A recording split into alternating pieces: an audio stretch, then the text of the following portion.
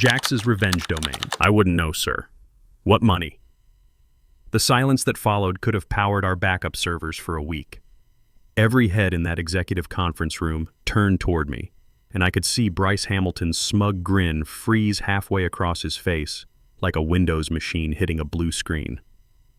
Let me back up and tell you how I got to that moment. My name's Wayne Foster. I'm 49 years old, and for the past 12 years I've been the guy keeping TechCore Solutions network infrastructure from falling apart. Senior Network Security Engineer. Sounds fancy, but really it means I'm the one they call at 2 a.m. when something's broken and millions of dollars are hanging in the balance. The thing about my job is when everything's working right, nobody notices you exist. But when something goes wrong, suddenly everyone knows your name. I preferred the invisible part, honestly. Less meetings, more actual work, and a steady paycheck that was helping me put my son Jake through his junior year at State.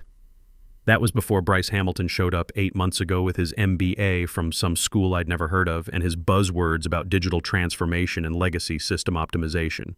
The guy came in like he was going to revolutionize everything, talking about agile methodologies and cost hygiene like he'd invented the concepts himself.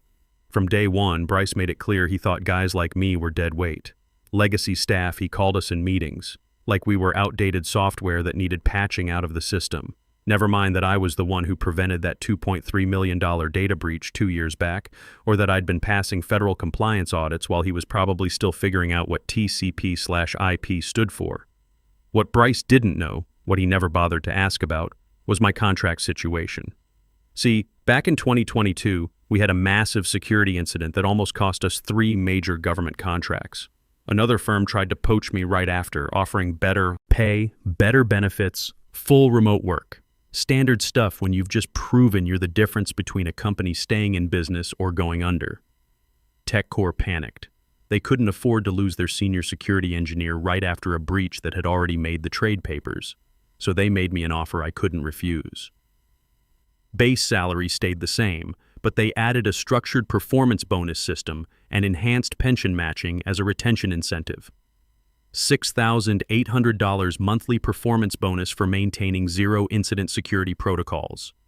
$1,200 monthly pension matching. All legal, all documented, all signed by CEO Gerald Whitfield himself. The agreement was solid, had to be, since their lawyer probably charged more per hour than most people make in a month. It was supposed to start hitting my account every month like clockwork beginning January 2023, but it never did. At first, I figured it was just typical corporate bureaucracy. New payroll system, transition, delays, you know how it goes. Then we got a new controller in March. Then finance restructured their processes in June. Then Bryce showed up in August and started making noise about optimizing compensation frameworks and right-sizing legacy expenditures. Every month, I'd check my account and see the same thing: base salary, standard benefits, nothing extra. I kept meaning to follow up with HR, but honestly, I was swamped. We were implementing new federal security requirements, Jake's tuition was due, and I had bigger problems than chasing down paperwork. That was my mistake. In this business, paperwork is everything. Meanwhile, Bryce was having the time of his life playing efficiency expert. The man loved spreadsheets more than most people love their families. Every week he'd have finance pull new reports, analyze different cost centers, find new ways to make the numbers look better on paper. He'd walk around with printouts, highlighting random cells, making notes in the margins, like he was conducting surgery instead of just moving money around. And he was loud about it too, constantly talking in meetings about discovering inefficiencies and eliminating redundant spend. That's when I started noticing fragments of his analysis scattered around conference room tables, spreadsheets with employee codes, salary breakdowns, performance metrics I didn't recognize. One day, walking past conference room B on my way to refill my coffee, I caught a glimpse of something that made me stop cold. There was my employee code, TCS1147, highlighted in yellow, and right next to it in Bryce's handwriting, legacy compensation, $8,000 per month recurring, optimization target. I stared at that paper for about 30 seconds before moving on. $8,000 a month. That was exactly what my performance bonus and pension matching should have been adding up to. But according to my bank account, that money was going nowhere. Or maybe it was going somewhere, just not to me. I started paying closer attention after that. Not obvious attention. I'm not stupid. but the kind of careful observation that 20 years in network security teaches you. And what I saw wasn't pretty. Bryce had been building spreadsheets that showed all kinds of legacy compensation line items for senior staff: performance bonuses, retention incentives, enhanced benefits packages. On paper, TechCore was spending a fortune keeping experienced engineers happy. In reality, most of us hadn't seen a dime of it. That's when Ashley Coleman from finance came up to me in the hallway. Nice kid, fresh out of college, working her way up through the accounting department. She looked nervous. "Hey, Wayne," she said, glancing around like she was worried someone might overhear. "I probably shouldn't be telling you this, but your compensation profile is flagged in the quarterly review. Something about cost center drain for performance bonuses that Bryce says aren't justified by current output metrics." I thanked her and kept walking, but inside I was starting to get angry. Cost center drain? Current output metrics? I was the guy maintaining systems that processed $50 million in transactions every month. If that wasn't justified output, I'd like to know what was. That night, I went home and dug out my original retention agreement from 2022. 3 pages of legal language, signed by me, witnessed by HR, and approved by the CEO.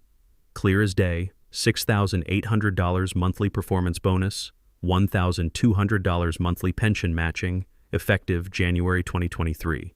18 months of payments, $144,000 in missing compensation. But that was just the beginning. I pulled out my laptop and started doing what I do best: following digital trails. If TechCore's payroll system was supposed to be sending me $8,000 a month but wasn't, then somewhere in their network there had to be a record of where that money was actually going. Now, I want to be clear about something. I wasn't hacking into company systems or doing anything illegal. As senior network security engineer, I had legitimate access to financial transaction logs for audit purposes. It was literally part of my job to track unusual payment patterns and verify system integrity. I just hadn't been looking at my own compensation before. What I found made me sick to my stomach. Every month since January 2023, there was a transaction for $8,000 routed from the general payroll account. My employee code was right there in the transaction reference. But instead of going to my direct deposit account, the money was being diverted to something called Operations Discretionary Fund, Strategic Resource Allocation. The approval signature on every single transaction: Bryce Hamilton. I sat there staring at my screen for about 10 minutes just trying to process what I was looking at. This wasn't a mistake. This wasn't some payroll glitch or system error. This was systematic fraud, documented in the company's own financial records, with a clear paper trail leading straight back to Bryce. But it got worse. I started digging deeper into this Operations Discretionary Fund and found it wasn't just my money. 3 other senior engineers, guys who'd been with the company for years, had similar diversions: performance bonuses, retention incentives, specialized skill premiums, all of it getting routed into Bryce's slush fund. The memo line on every transaction was the same: legacy compensation optimization, managerial discretion.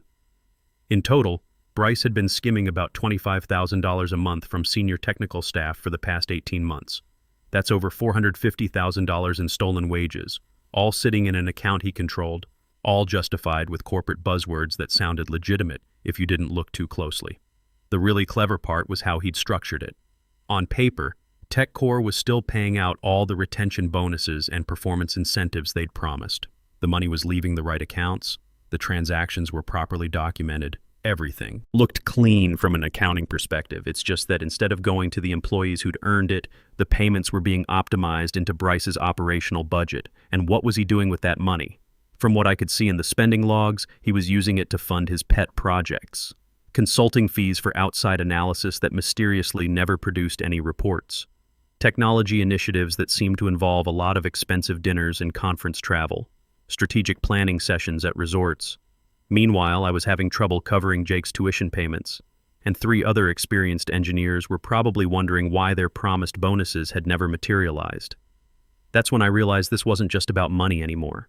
This was about respect, about honoring commitments, about the difference between people who actually keep the lights on and people who think they can optimize their way around basic honesty. I spent the next 2 weeks quietly, documenting everything, Transaction logs, approval signatures, fund transfers, spending authorizations. I made copies of my original retention agreement, email confirmations from HR, even the meeting notes where the board had approved enhanced compensation packages for senior technical staff. By the time I was done, I had a complete forensic trail showing exactly how Bryce had been operating his little embezzlement scheme. Every stolen dollar, every forged justification, every fraudulent approval signature. The question was what to do with it. I could have gone straight to the FBI. Financial fraud, wire fraud, probably a dozen other federal crimes. But that would have meant investigations, subpoenas, probably months of legal proceedings that might have put TechCore itself at risk. And despite everything, I didn't want to destroy the company. I just wanted to stop the theft and get paid what I was owed. So I decided to handle it the way I handled most problems, with documentation and patience. I scheduled a meeting with Gerald Whitfield, the CEO, under the pretense of discussing network security upgrades for the next fiscal year. Standard stuff, nothing that would attract attention. But I also put together a very specific presentation that I figured would get his attention real fast. The meeting was set for the following Thursday at 2 p.m., just me, Gerald, and whatever defense Bryce could come up with when confronted with 18 months of documented fraud. But Bryce had other plans. That Wednesday, he called an emergency quarterly operations meeting. All hands, mandatory attendance, big presentation about optimization achievements and cost efficiency improvements. The email went out at 4 p.m. with 12 hours notice, which should have been my first clue that something wasn't right. The meeting was scheduled for 10 a.m. Thursday morning in the main conference room, 4 hours before my scheduled meeting with Gerald. Perfect timing if you wanted to make sure the CEO heard your version of events first.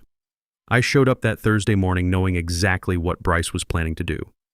He was going to present his cost-cutting measures as a major success story, take credit for optimizing legacy compensation structures, and probably recommend terminating several senior engineers as part of his efficiency initiative. What he didn't know was that I'd spent those 2 weeks preparing for exactly this scenario. I walked into that conference room carrying a simple manila folder and a small digital recorder. Nothing fancy, nothing dramatic. Just the kind of documentation that 20 years in network security had taught me to always keep handy. Bryce was already on stage when I found a seat in the back.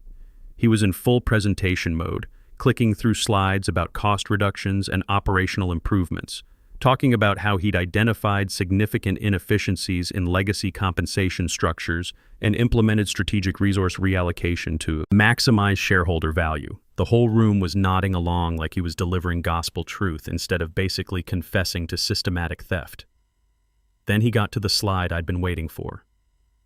Senior Network Infrastructure, Legacy Compensation Analysis, Bryce announced, clicking to a slide that showed a breakdown of what he called excessive legacy staff compensation packages. There it was, right up on the big screen for everyone to see. My employee code, my job title, and a line item showing $8,000 monthly in redundant performance incentives and pension optimization opportunities.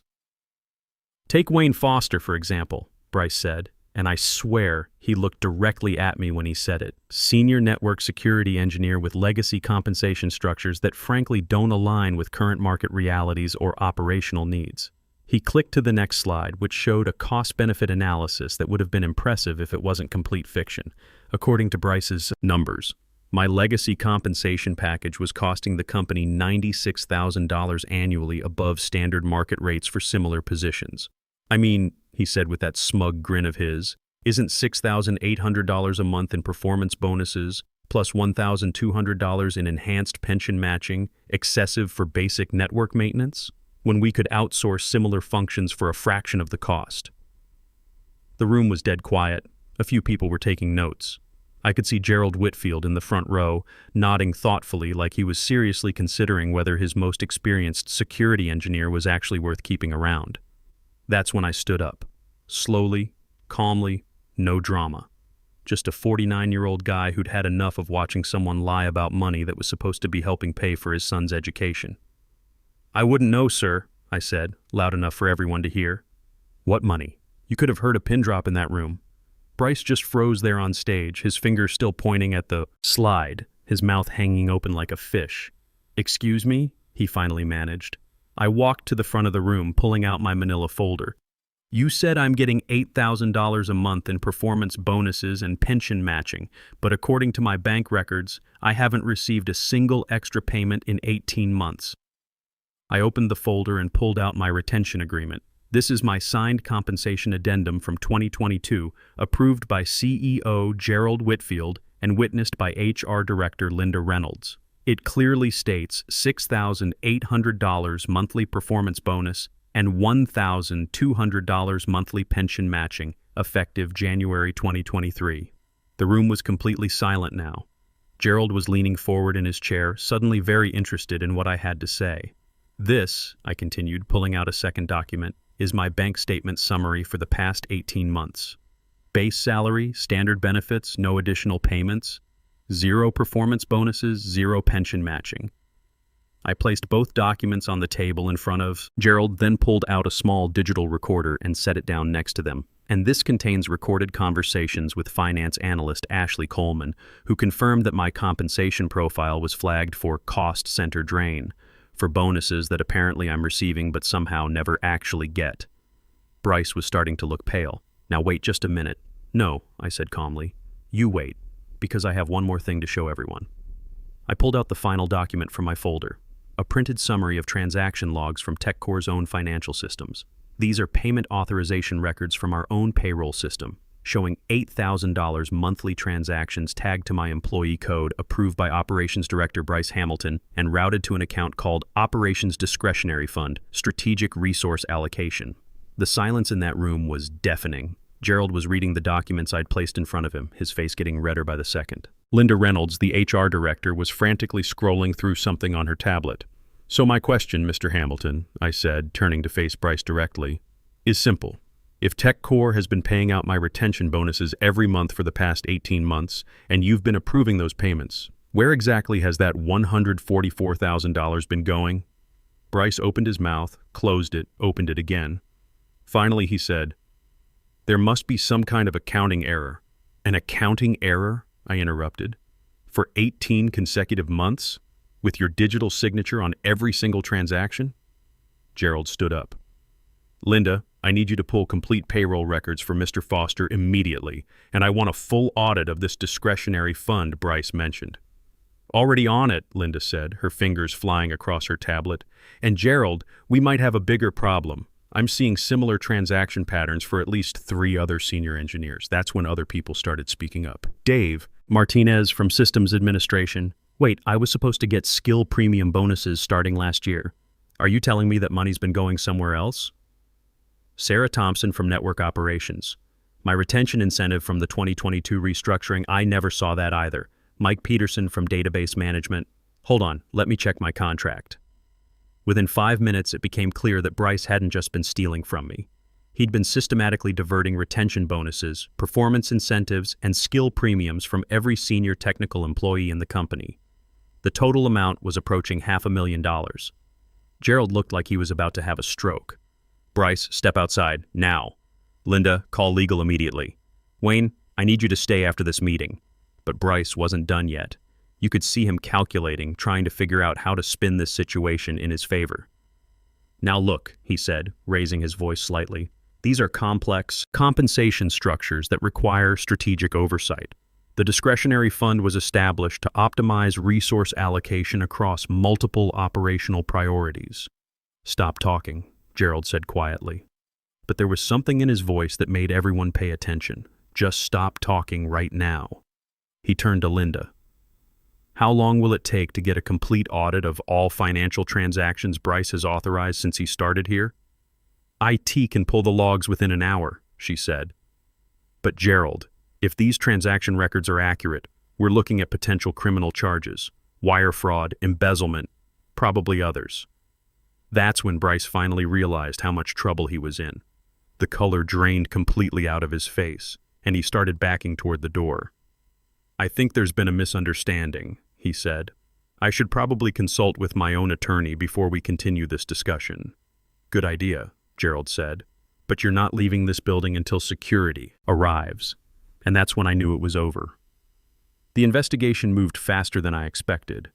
By 3 p.m. that same day, TechCore's legal team had brought in external auditors, and by 5 p.m. they'd confirmed what I already knew: systematic embezzlement totaling $487,000 over 18 months. Bryce didn't make it to his car that afternoon. Security escorted him to a conference room where he waited for 3 hours while lawyers and accountants picked apart every transaction he'd authorized since joining the company. When they were done, they walked him to the parking lot and told him not to come back. His final act of desperation was trying to claim the discretionary fund was a legitimate cost-saving measure. According to him, he'd been optimizing compensation inefficiencies by consolidating payments into a single fund that could be strategically deployed for maximum operational impact. The problem with that story was the paper trail. Every dollar he'd stolen had been spent on personal expenses, disguised as business costs. Conference trips to Hawaii, consulting fees paid to his former colleagues, strategic planning dinners at restaurants that cost more per meal than most people make in a day. The forensic accountants found everything: credit card receipts, expense reports, even photo evidence from his social media posts showing him enjoying business meetings on beaches and golf courses. By Friday, TechCore had filed a criminal complaint with the FBI. By Monday, Bryce Hamilton's brief career as a corporate efficiency expert was front-page news in the local business journal. Not the kind of publicity that helps you find your next job. But my real satisfaction came from what happened next. Gerald called me into his office the following Tuesday, not for a disciplinary meeting or damage control discussion, but for what he called a strategic realignment conversation. The man looked like he'd aged 5 years in 1 week. "Wayne," he said, "I owe you an apology. And more than that, I owe you a solution." He handed me a check for $144,000, my full 18 months of missing compensation with no deductions, no legal fees, no bureaucratic delays, just the money I'd earned, paid in full. "That's the back pay," he said. "But we're also implementing immediate changes to prevent this from happening again."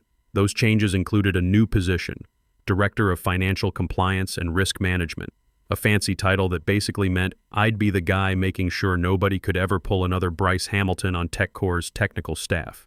The job came with a 40% salary increase, stock options, and direct reporting to the board of directors.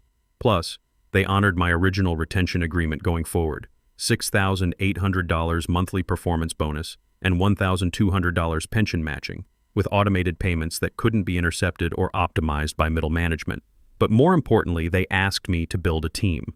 Hire experienced engineers who understood both technical systems and financial oversight. People who could spot the difference between legitimate cost management and creative accounting. My first hire was Dave Martinez from Systems Administration. My second was Sarah Thompson from Network Operations. Both had been victims of Bryce's scheme, and both brought the kind of institutional knowledge that can't be bought with an MBA. The best part was watching how the industry responded to news of Bryce's downfall. Word travels fast in the corporate consulting world, and when potential employers started making background checks, they kept hitting the same wall: criminal charges pending, multiple civil lawsuits, professional reputation destroyed. I heard through industry contacts that he tried to rebrand himself as an organizational transformation specialist and start his own consulting firm. But when your name is associated with $500,000 in documented fraud, it's hard to convince clients you're the guy they want managing their finances. Meanwhile, TechCore's technical staff got a different kind of transformation. The company implemented what they called the Senior Engineer Protection Protocol, basically a set of policies ensuring that retention agreements, performance bonuses, and specialized compensation packages couldn't be modified or redirected without board approval and employee consent. More importantly, they started listening to technical staff input on operational decisions. No more MBA consultants coming in with theories about optimizing away institutional knowledge. No more treating experienced engineers like legacy overhead that needed to be streamlined out of existence. The settlement with the other affected engineers took another month to finalize, but everyone got their money plus penalties for the delayed payments. Dave received $78,000, Sarah got $65,000, and Mike Peterson collected $89,000 for the specialized database management bonuses he'd never seen. Total payout from TechCore, $487,000 in stolen wages plus $125,000 in penalties and legal fees. Not counting the cost of the investigation, the external audit, and the professional reputation damage from having their operations director arrested for embezzlement.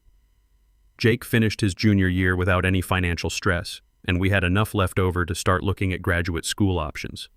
The kid's been talking about cybersecurity law. Apparently, he was impressed by how documentation and legal strategy took down someone who thought he was smarter than the system. As for Bryce, the last I heard, he was working as a business development associate for a small consulting firm in another state. Different industry, lower pay, probably no discretionary funds to manage.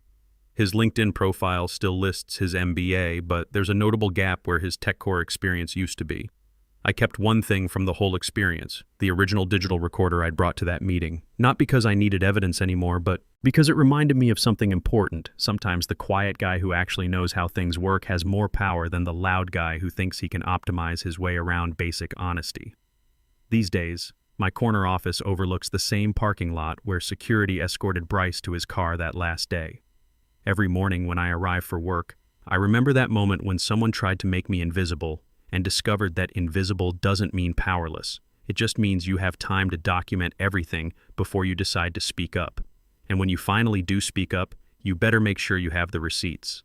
They say knowledge is power, but I learned something better. Documented knowledge with timestamps is justice. Corporate bullies count on you staying quiet and invisible, but invisible doesn't mean powerless, it just means you have time to gather evidence.